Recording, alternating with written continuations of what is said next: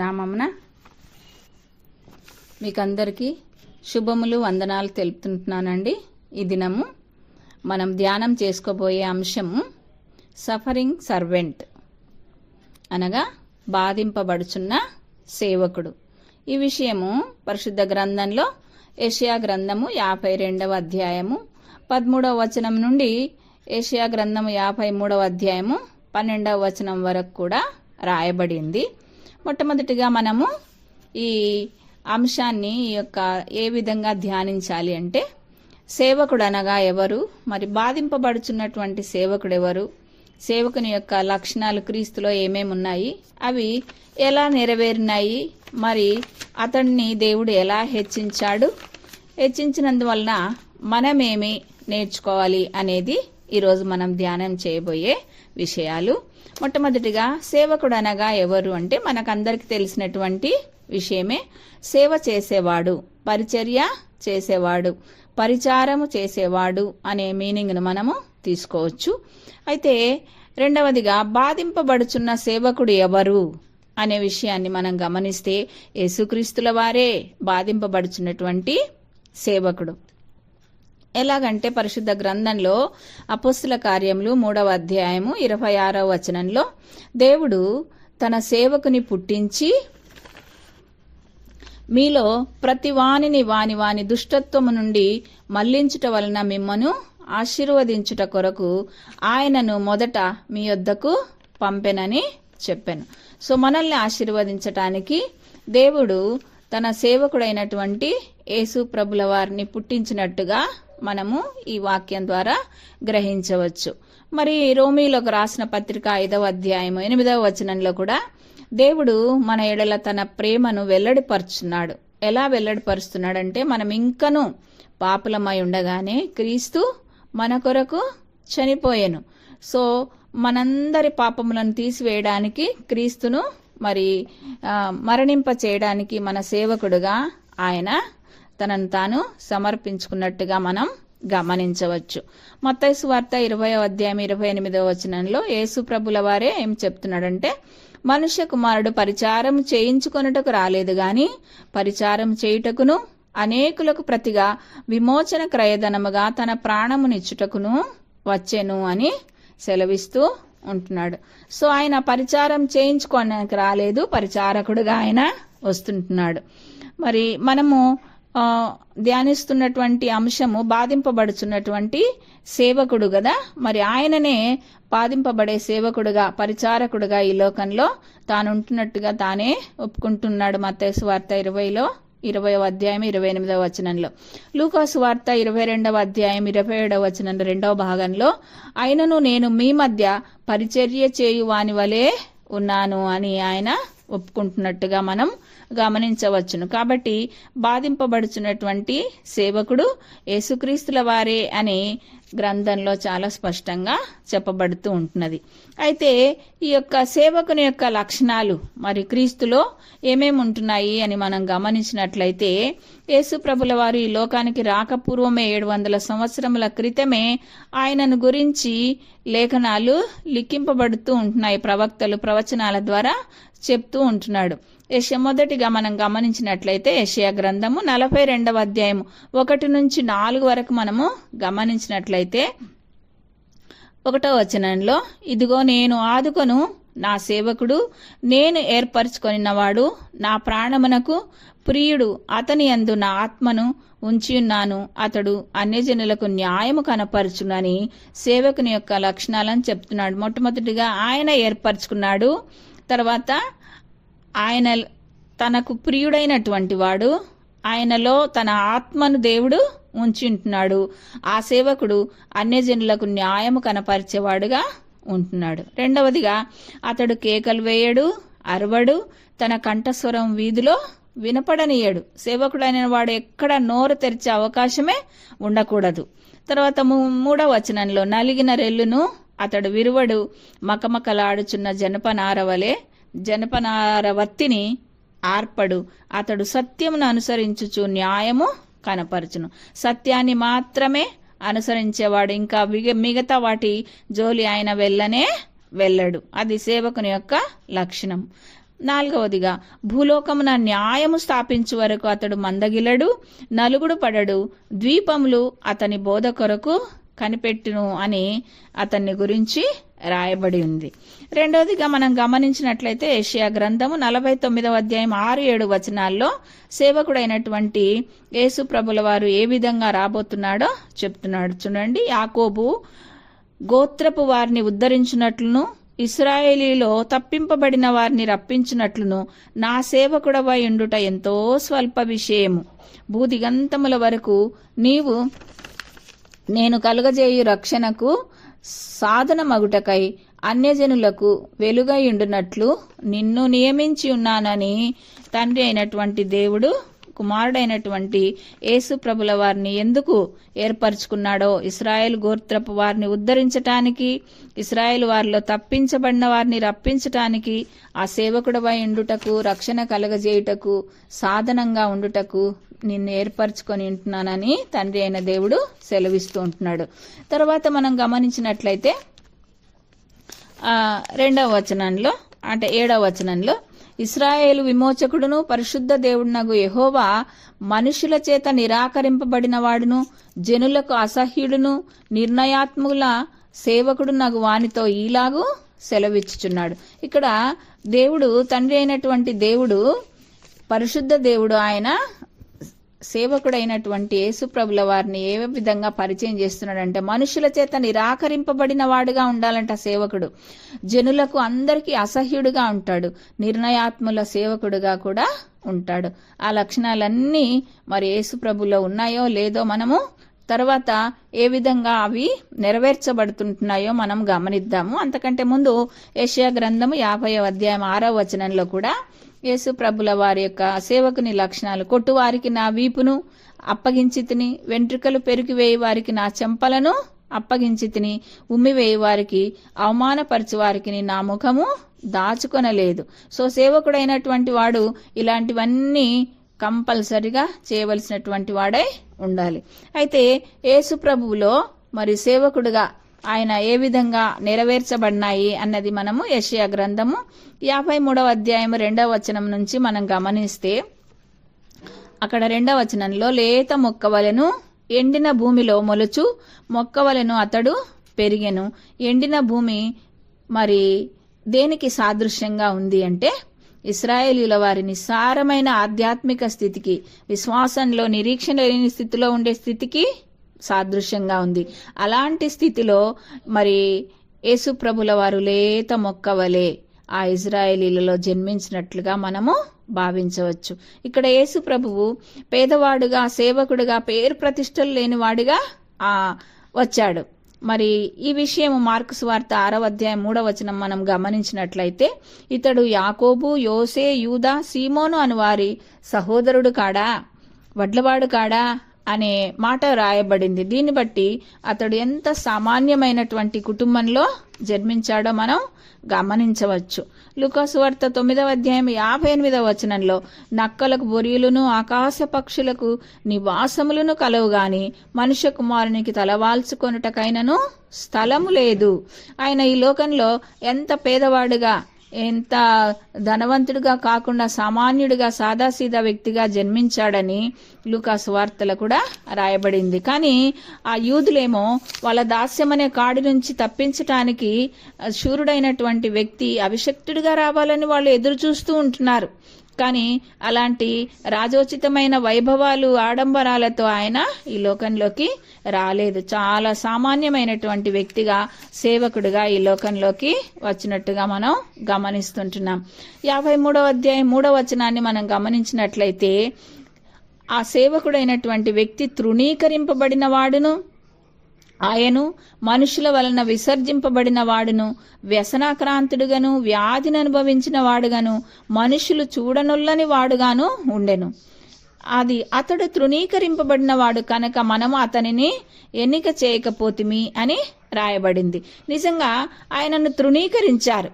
యోహాను సువార్త 15వ అధ్యాయం 24వ వచనంలో అయితే, ఇప్పుడైతే మీరు నన్నును నా తండ్రిని ద్వేషించి ఉన్నారు అని ఆయనను గురించి చెప్పుకొని ఉంటున్నాడు. ఆయనను ఎలా తృణీకరిస్తున్నారంటే వారు ఎదురు చూస్తుంటున్నారు, కానీ యేసు ప్రభును వారు అంగీకరించకుండా వాళ్ళు నిరాకరిస్తుంటున్నట్టుగా మనము గమనించవచ్చు. వారు దేవుణ్ణి కూడా వారు ద్వేషిస్తున్న పరిస్థితులలో ఉంటున్నారు. ఇదే విషయం కీర్తన 22:6 కూడా రాయబడింది. వారు నన్నును నా తండ్రిని తృణీకరించి ఉంటున్నారని వ్రాయబడింది. వారందరూ యేసుప్రభును నిరాకరిస్తుంటున్నారు. చూడండి, యోహాను సువార్త 1:11 ఆయన తన స్వకీయుల యొద్దకు వచ్చెను, కానీ ఆయన స్వకీయులు ఆయనను అంగీకరింపలేదు. ఎవ్వరు ఆయనను యాక్సెప్ట్ చేయడమే లేదు. ఆయన మెస్సయాగా సేవకునిగా ఈ లోకంలోకి వచ్చాడన్న విషయాన్నే వాళ్ళు గుర్తెరగలేని స్థితిలో ఉంటున్నారు. మత్తయి సువార్త 26:66 ఇంకా ఏమంటున్నారంటే, వీడు మరణమునకు పాత్రుడు అన్నారు. 27-21 బరబ్బానే విడుదల చేయమని వాళ్ళు కోరారు. మరి యోహాను సువార్త 19:15 ఇతన్ని సంహరించుము, సిలువ వేయమని వాళ్ళు పెద్దగా కేకలు వేస్తున్నారు. సిలువ వేసేంత వరకు వాళ్ళు వదలలేదు. ఆ విధంగా వారు ఆయనను తృణీకరించారు, నిరాకరించారు. అందువలన ఆయన వ్యసనాక్రాంతుడిగా, వ్యాధిని అనుభవించిన వాడుగా ఆయన మారుతూ ఉంటున్నాడు. 53:4 మరి మన రోగములను భరించెను అని ఉంది. నిజంగా యేసుప్రభుల వారు సేవకునిగా ఈ లోకంలోనికి వచ్చినప్పుడు ఆయన సువార్తలలో మత్తయి సువార్త 8:15 ఆయన మాట వలన దయ్యములను వెళ్ళగొట్టి రోగులనెల్లను ఆయన స్వస్థపరచను. చూడండి, అందువల్ల ఆయనే మన బలహీనతలను వహించుకొని మన రోగములను ఆయన భరించనని ప్రవక్త అయిన యెషయా ద్వారా రాయబడినని దీని అర్థం. ఇతరులను బాగు చేసే సేవకుడు ఈ సేవకుడు ఎలాంటి వాడు? ఇతరుల రోగాలను కూడా బాగు చేసేటటువంటి సేవకునిగా ఇక్కడ లిఖించబడి ఉంటున్నాడు. రోగుల రోగాలను, నొప్పిని ఆయన సొంతగా రుచి చూస్తుంటున్నాడు. అందుకనే వాళ్ళ రోగాల నుంచి వాళ్ళను విడుదల కలిగించనట్లుగా మనము గమనించవచ్చు. 53:5 మనం గమనించినట్లయితే, మన అతిక్రమ క్రియలను బట్టి అతడు గాయపరచబడెను, మన దోషములను బట్టి నలుగగొట్టబడెను, మన సమాధానార్థమైన శిక్ష అతని మీద పడెను. ఈ సేవకుడైనటువంటి యేసు ప్రభుల వారు ఏ యొక్క శాపాన్ని, పాపాన్ని ఆయన చేయలేదు. చూడండి, 2 కొరింథీ పత్రిక 5:21 మనం గమనించినట్లయితే ఆయన యందు ఏ దోషము లేదు, కానీ మన పాపాలను బట్టి ఆయన గాయపరచబడినట్టుగా లిఖించబడింది. యోహాను సువార్త 1:29 మనం పొందవలసినటువంటి శిక్ష సిలువలో ఆయన పొందినట్లుగా రాయబడింది. ఎందుకలా? మన నిమిత్తం ఆయన గాయపరచబడినాడు, మన దోషములను బట్టి ఆయన నలగగొట్టబడ్డాడు, మన సమాధానార్థమైన శిక్ష అతని మీద ఎందుకు పడింది అనంటే, ఎఫెసీయులకు రాసిన పత్రిక 2:13-18 మనం గమనించినట్లయితే, దేవునితో సమాధానపరచుటకై ఆయన ఆ విధంగా గాయపరచబడినాడు. ఇదే విషయం 1 పేతురు 3:18 కూడా, తండ్రితో మనల్ని సమాధానపరచుటకు ఆయన గాయపరచబడ్డాడు, ఆయన నలగగొట్టబడ్డాడు, ఆయన మొత్తబడినాడు, ఆయన శిక్ష పొందినాడు. ఈ విధంగా మరి సేవకుడైనటువంటి యేసు ప్రభుల వారు నీ కొరకు, నా కొరకు ఆయన గాయపరచబడ్డాడు. మరి 53:6 యెహోవా మనందరి దోషమును అతని మీద మోపెను. నిజంగా ఆయన అయితే ఏ దోషము చేయలేదు, కానీ లోకులందరి దోషమును తండ్రి అయిన దేవుడు ఆయన మీద మోపాడు. ఎందుకంటే దోషం ఉంటే వాళ్ళు పాపులు అవుతారు. పాపులు పరిశుద్ధులైన దేవుని సన్నిధికి చేరలేము. మనల్ని పరిశుద్ధంగా చేయటానికి తన కుమారుడైన యేసుక్రీస్తుల వారిని సేవకుడిగా చేసి మనందరి దోషమును, పాప శిక్షను ఆయన మీద వేసినట్టుగా ఈ 6వ వచనం ద్వారా మనము గ్రహించవచ్చు. మనం త్రోవ తప్పి పాపంలో పడిపోవడమే పాపము. ఆ పాపము క్రీస్తు మీద పడింది. మన పాపాలను కూడా సహించే సేవకుడుగా మనము యేసు ప్రభుల వారిని ఇక్కడ గమనించవచ్చు. ఈ 53వ యెషయా 53:7 అతడు దౌర్జన్యము నొందెను, బాధింపబడిన నోరు తెరవలేదు, వదకు తేబడు గొర్రె పిల్లయు బొచ్చు కత్తరించి వాని ముందు గొర్రెయు మౌనముగా ఉండినట్లు అతడు నోరు తెరవలేదు. మనము ఆయన లక్షణాలలో మరి యెషయా గ్రంథం 42వ వచనంలో మనం గమనించినట్లయితే, రెండవ వచనంలో 42వ అధ్యాయం 2వ వచనంలో అతడు కేకలు వేయడు, అరవడు, తన కంఠస్వరం వీధిలో వినపననీయడు. అది సేవకుని యొక్క లక్షణం. అదే లక్షణాన్ని ఇక్కడ 53వ అధ్యాయం 7వ వచనంలో దౌర్జన్యం నొందినాడు, బాధింపబడినాడు, ఆయన నోరు తెరవలేదు. వదకు తేబడే గొర్రె పిల్లలాగా బొచ్చు కత్తరించవాని ముందు గొర్రె మౌనముగా ఉన్నట్లు అతడు బాధింపబడి వారి ముందు మౌనంగా ఉంటున్నాడు. 53వ అధ్యాయం 3 నుంచి 6 వరకు క్రీస్తు పడిన బాధలు వర్ణించబడ్డాయి. ఈ వచనంలో మాత్రము ఆ బాధలు ఎలా భరించాడో అంటే మౌనంగా ఆయన తనలో తాను సహిస్తూ ఉంటున్నట్టుగా ఈ వచనాన్ని మనము గమనించవచ్చు. ఇదే విషయాన్ని మత్తయి సువార్త 27వ అధ్యాయం 12 నుంచి 14 వచనాలు మనం గమనించినట్లయితే ప్రధాన యాజకులను పెద్దలను నేరం మోపినప్పుడు ఆయన ప్రత్యుత్తరం ఏమీ ఇవ్వలేదు. చూడండి, మార్కు సువార్త 14వ అధ్యాయం 60-61 వచనంలో ప్రధాన యాజకుడు ఏమంటున్నాడంటే యేసుప్రభుల వారితో, ఉత్తరం ఏమి చెప్పవా, వీరు నీ మీద పలుకుతున్న సాక్ష్యం ఏమి అని ఆయనను డైరెక్ట్ గా అడిగాడు. అయినప్పటికీ ఆయన ఉత్తరమేమీ ఇవ్వలేదు. అంత మౌనంగా ఆయన ఉన్నాడు. ఎందుకు అలా మౌనంగా ఉన్నాడంటే యోహాను సువార్త 1వ అధ్యాయం 27వ వచనంలో 36వ వచనంలో ఆయన లోక పాపమును మోసుకొని పోవు దేవుని గొర్రె పిల్లగా యోహాను చేత అభివర్ణించబడ్డాడు. ఆయన మనందరి పాపములను మోసుకొని పోయే గొర్రె ఏ విధంగా అమాయకంగా తెలియకుండా అన్ని సహిస్తుందో ఆ విధంగా యేసు ప్రభుల వారు గొర్రెగా వర్ణింపబడి మనందరి పాపములను ఆయన మీద వేసుకున్నాడు. ప్రకటన 5వ అధ్యాయము 6వ వచనంలోను 12వ వచనంలోను వధింపబడిన గొర్రె పిల్లగా యేసు ప్రభుల వారు చెప్పబడ్డాడు. ఆ విధంగా మనందరి పాపములను ఆయన భరించినట్లుగా మనం గమనించవచ్చును. 53వ అధ్యాయం 8వ వచనంలో అన్యాయపు తీర్పు నొందిన వాడై అతడు కొనిపోబడ్డాడు. అతడు నా జనుల అతిక్రమమును బట్టి మొత్తబడ్డాడు, సజీవుల భూమిలో ఉండి కొట్టివేయబడెను అని యెషయా గ్రంథకర్త మరి యేసు ప్రభుల వారిని ప్రవచిస్తే, మరి నిజంగా ఈ యొక్క వచనాన్ని గమనిస్తే మనము యేసుక్రీస్తుల వారిని 4వ వచనంలోనేమో అన్యాయంగా కొట్టారు, మొత్తి బాధించారు. 5వ వచనంలో ఆయనను గాయపరిచినారు, ఆయన నలగగొట్టబడ్డాడు, శిక్షలు కూడా ఆయన మీద వేశారు, దెబ్బలు కొట్టారు. 7వ వచనంలో ఆయన దౌర్జన్యానికి గురి అయినాడు, చివరికి మరణించినట్లుగా మనము గమనిస్తుంటున్నాం. 53వ అధ్యాయం యెషయా 53:9లో అతడు మరణించినప్పుడు భక్తిహీనులతో అతనికి సమాధి నియమింపబడెను, ధనవంతుని యొద్ద అతడు ఉంచబడెను. నిజంగా ఈ విషయాన్ని మనం గమనించినట్లయితే యేసుప్రభు యొక్క మృతదేహాన్ని కూడా నేరస్తులకు చేసినట్టుగా ఒకే గుంతలో అందరినీ వేసేస్తారంట. అలా వేయాలనుకున్నారు. కానీ మత్తయి సువార్త 27వ అధ్యాయం 57 నుంచి 60 వరకు ఒక ధనవంతుని, యోసేపు అనే ధనవంతుని కొత్త సమాధిలో ఆయనను ఉంచినట్టుగా మనము గమనిస్తుంటున్నాం. మరి 53:10 వచనాన్ని గమనించినట్లయితే అతని నలుగగొట్టుటకు యెహోవాకు ఇష్టమాయెను. నిజంగా యేసు ప్రభువు నువ్వు బాధించినటువంటి బాధలు పెట్టి చంపిందంతా మనుషులే. అయితే వారి మూలంగా దేవుడు తన ఉద్దేశాలను నెరవేర్చాలనుకుంటున్నాడు. ఏమిటి ఆయన ఉద్దేశము? నిన్ను నన్ను పరిశుద్ధునిగా చేయటం. మరి మనల్ని పరిశుద్ధులుగా చేయాలి అంటే రక్తం చిందించబడాలి, అది పుణ్యరక్తమై ఉండాలి. ఆ పుణ్యరక్తము ఎవరిలో తన కుమారుడైన యేసుక్రీస్తు రక్తం ద్వారా చిందించి నిన్ను నన్ను పరిశుద్ధులుగా చేయాలనుకుంటున్నాడు. అందుకని ఆయనను హింసించి చంపినటువంటి వారు దేవుని చేతిలో సాధనాలు అనేటటువంటి సత్యాన్ని మనం గమనించాలి. యూదా ఇస్కరియోతు యేసుప్రభుల వారిని అప్పగించకుంటే, ప్రధాన యాజకులు మరి సైనికులు ఆయనను హింసించకుండా ఉంటే ఆయనకు శిలువ మరణం ఉండదు. శిలువ మరణం ఎప్పుడైతే ఉండదో మరి పాప క్షమాపణ అనేది ఉండదు. పాప క్షమాపణ లేకపోతే మనం పాపులుగా పరిగణింపబడతాము. పాపులమైనటువంటి మనం పరిశుద్ధులైనటువంటి దేవుని సన్నిధిని చేరలేము. కాబట్టి ఆయన ప్రణాళిక చొప్పున ఆయన తన ఉద్దేశాలను నెరవేర్చుకోవటానికి ఈ కొందరు వ్యక్తులను ఆయన వాడుకున్నట్టుగా మనము భావించాలి. అయ్యో వాళ్ళు అట్లా ఎందుకు చేసినారు, వాళ్ళు చేయకుండా ఉండింటే బాగుండేది అని మనం అనుకోవచ్చు. కానీ వాళ్ళు అలా చేసినందువల్లనే మనం ఈనాడు రక్షణలో కొనసాగుతుంటున్నాము, నీతిమంతుల గుంపులో చేరిపోయినాము, పరలోకానికి ప్రవేశానికి మనకు అర్హత లభించింది.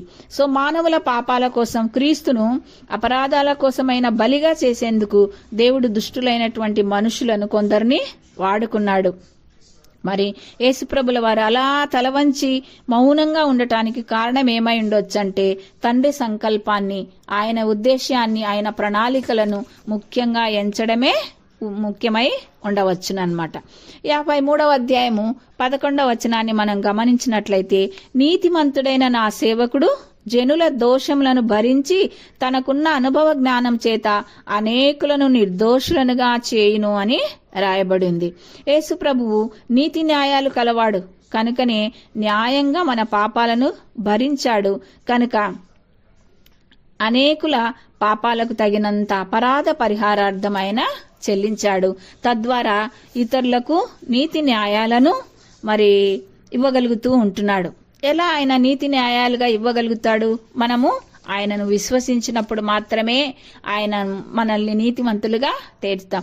ఆయన సేవకునుగా ఈ లోకానికి దేవుని చేత రప్పింపబడినాడు. ప్రవచించారు. మనం ప్రవచనాలను చూసుకుంటున్నాము. లేఖనాలు ఎలా ఉంటున్నాయి, ఆ లేఖనాల్లో సేవకుడు ఎలా ఉండాలి, ఆ లక్షణాలన్నీ యేసుప్రభులో ఉన్నాయి. యేసుప్రభువు అవన్నీ నెరవేరుస్తూ మనందరి కోసం సిలువలో బలియాగమైతూ భరిస్తూ నిన్ను నన్ను నీతిమంతులనుగా తీరుస్తున్నాడు.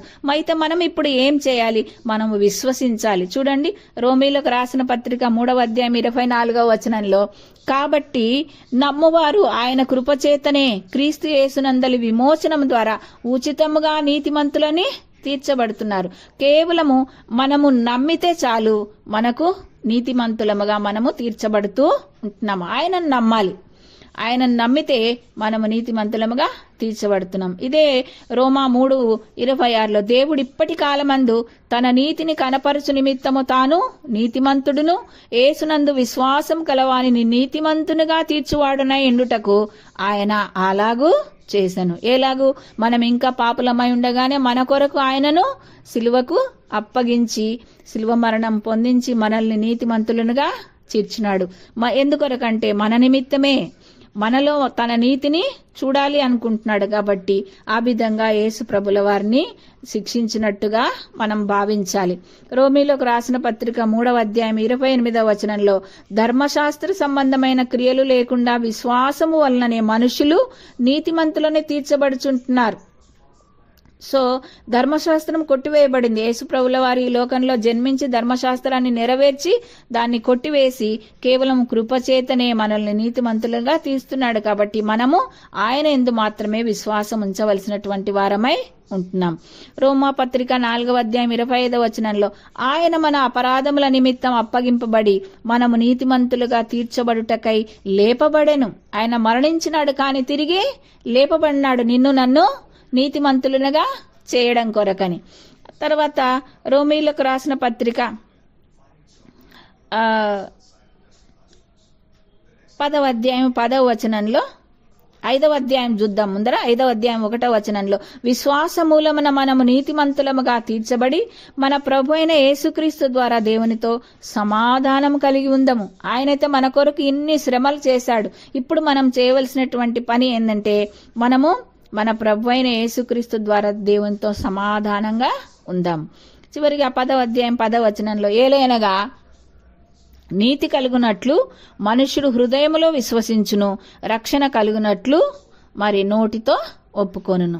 సో ఈ విధంగా మనము నీతిమంతులముగా ఉండాలంటే మన హృదయంలో మనం విశ్వసించాలి, నోటితో ఒప్పుకోవాలి. ఆయన చేసినటువంటి ప్రతి యాగాన్ని మనము గుర్తుపెట్టుకొని ఆయన యందు మాత్రమే మనము విశ్వసించాలి. మరి ఇంత చేసినటువంటి దేవుణ్ణి, యేసు ప్రభుల వారిని దేవుడు ఏ విధంగా హెచ్చించినాడో మనం చూసుకొని ముగించుకుందామండి.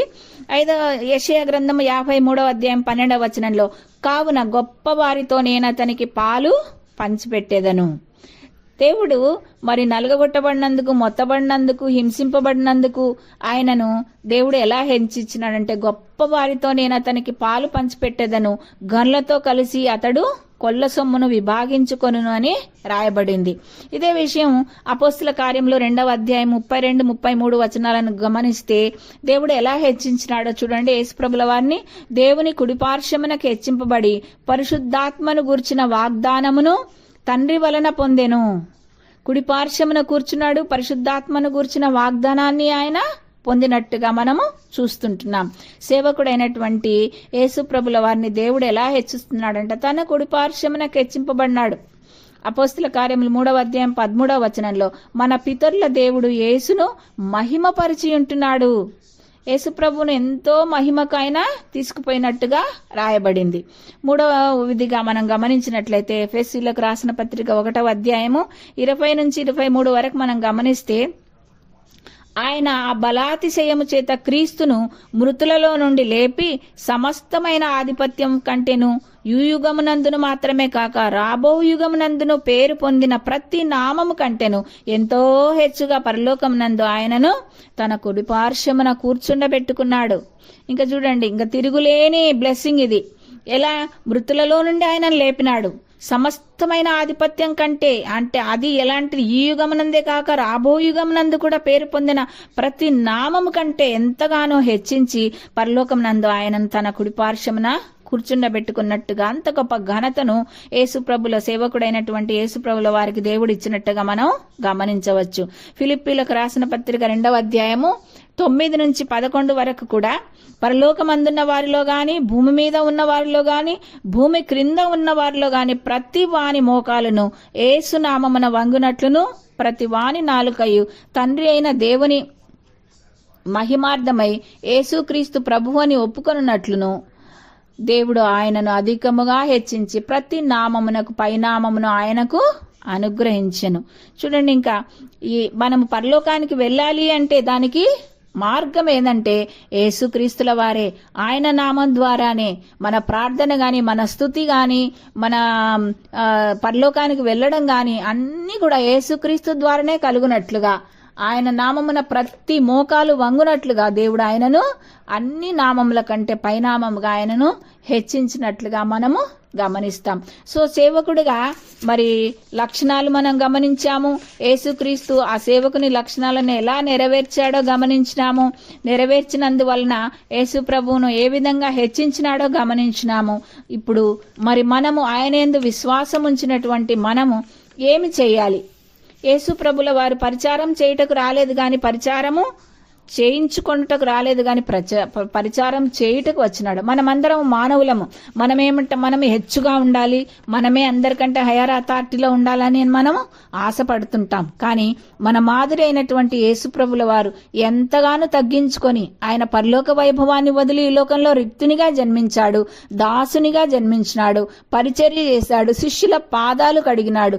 అంతగానో తగ్గించుకున్నటువంటి ఆ యేసుప్రభుల వారే మనకు మాదిరి అనేది గుర్తెరిగి మనం కూడా మన జీవితాల్లో సేవకుడైనటువంటి యేసుప్రభుల వారిని మాదిరిగా ఉంచుకొని, ఆయన నీ కొరకు నా కొరకు ఎంతగానో శ్రమ పడ్డాడు, ఎంతగానో హింసింపబడ్డాడు, ఎంతగానో హెచ్చింపబడ్డాడు మనం గమనించుకొని మనం ఈ లోకంలో ఎంత దీనత్వంగా బ్రతికితే మనం పరలోకంలో అంత హెచ్చింపబడతామనేటటువంటి ఆత్మీయ సత్యాన్ని గుర్తెరగాలని వాక్యం చేత నన్ను నేను హెచ్చరించుకొంచు మిమ్మల్ని హెచ్చరిస్తూ ముగిస్తుంటున్నాను. దేవుడి మాటలను దీవించునుగాక. ఆమెన్.